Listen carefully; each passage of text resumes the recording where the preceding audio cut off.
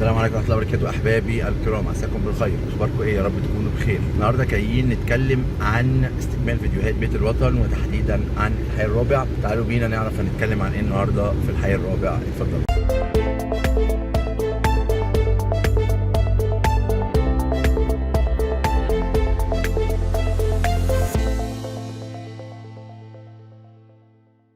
السلام عليكم ورحمة الله وبركاته أحبابي الكرام، عساكم بخير. معاكم محمد المهدي. النهارده جايين نتكلم عن الحي الرابع بيت الوطن، وبنتكلم عنه من الطبيعة. صورنا الحد البحري أو الشمالي بتاعه اللي ما بينه وبين الحي التاني، وصورنا دخلنا جوه حرف البي ودخلنا جوه حرف ما بين حرف البي وحرف الاي. مشينا شوية في المكان لكن للأسف الشديد لسه في استكمال.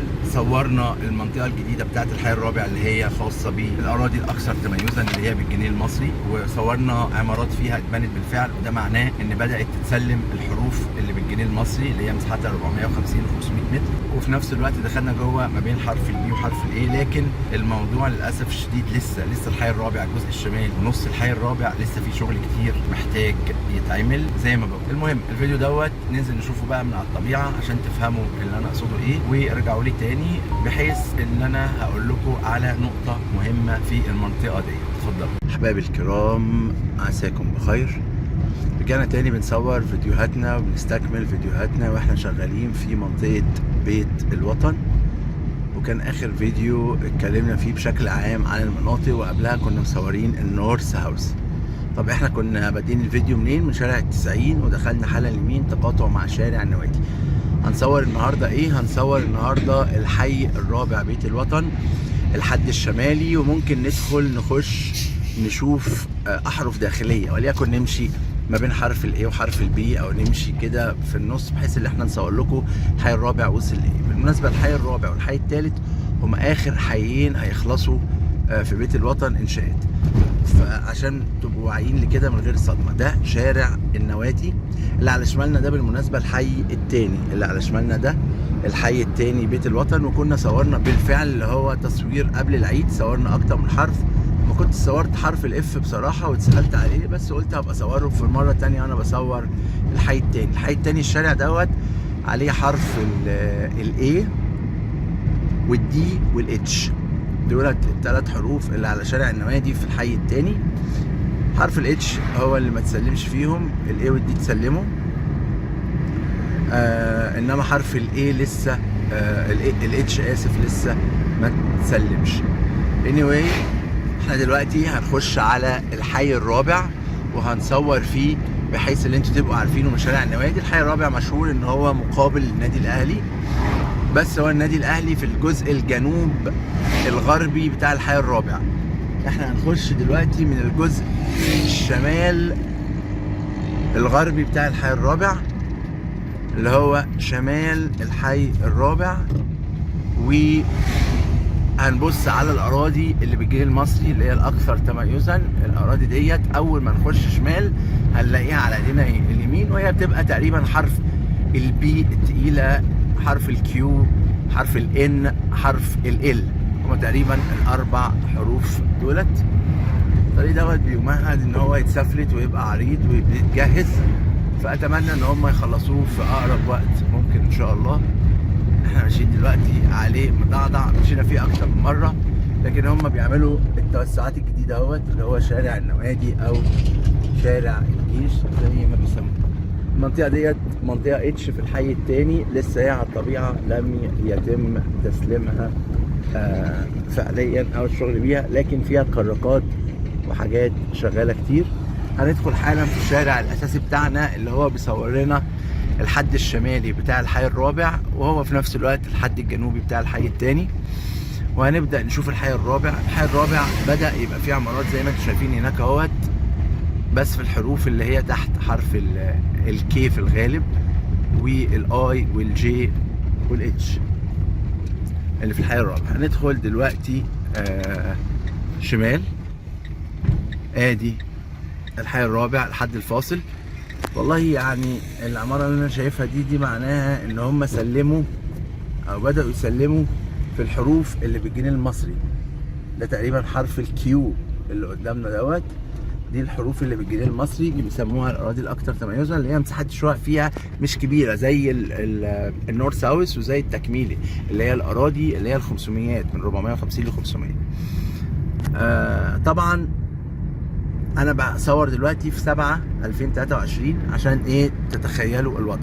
المنطقه اللي على يميننا دي المناطق اللي هي بالجنيه المصري اللي هي بيسموها الاراضي الاكثر تميزا، مش بيت الوطن، وده مسمى عشان بس نبقى فاهمين، ده مسمى مش ده معناها ان هي اكثر تميزا، لا ده مسماها كده لانها بالجنيه المصري، واللي بالدولار اسمها بيت الوطن. وهي العمارات اللي مبنيه هناك ديت اللي احنا شايفينها مبنيه، ده حرف البي اللي هي الاراضي ال 600 متر مش ال 450 متر.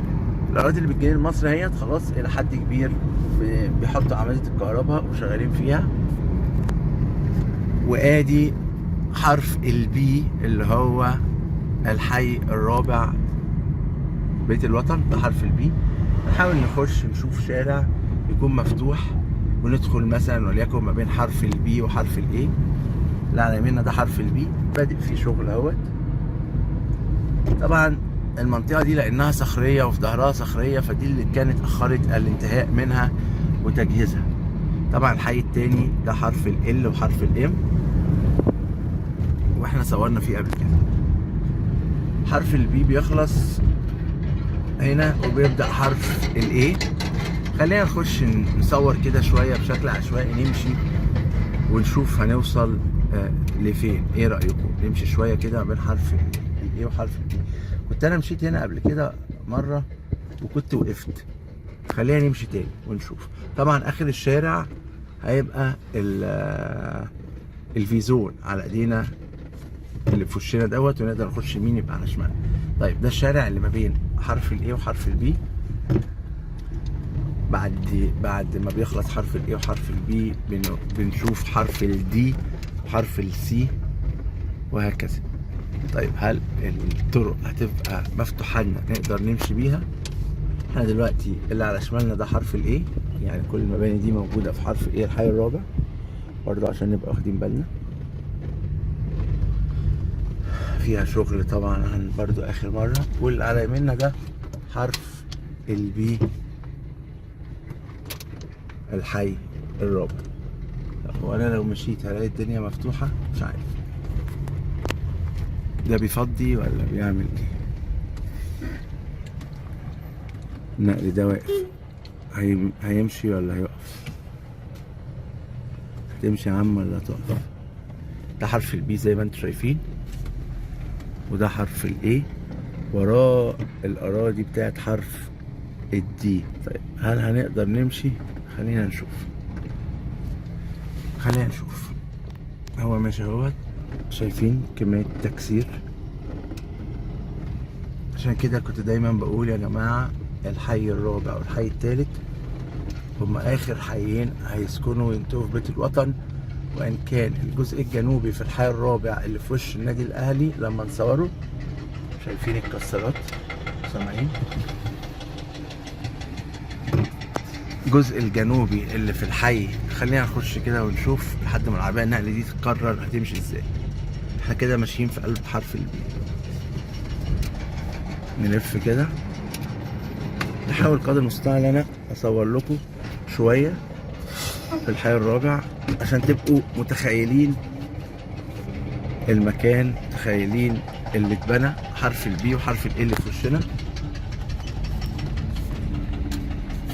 اعتقد ان المكان هنا مش ممهد للشغل، واعتقد ان احنا في وسط حرف البي ماشيين، وعلى شمالنا حرف الاي. دي الشوارع، مباني وانشاءات في حرف الاي وحرف البي. اعتقد ان الطريق مش ممهد للاسف ان احنا نقدر نمشي فيه. بالمناسبة الاراضي اللي في الوش ديت هي حرف الدي وحرف السي، لسه ما اتبناش فيها حاجة ولسه بتجهز. وبعديها طبعا حرف الاف. نحاول نصور ونشوف ممكن نخش من طريق الفيزون ازاي.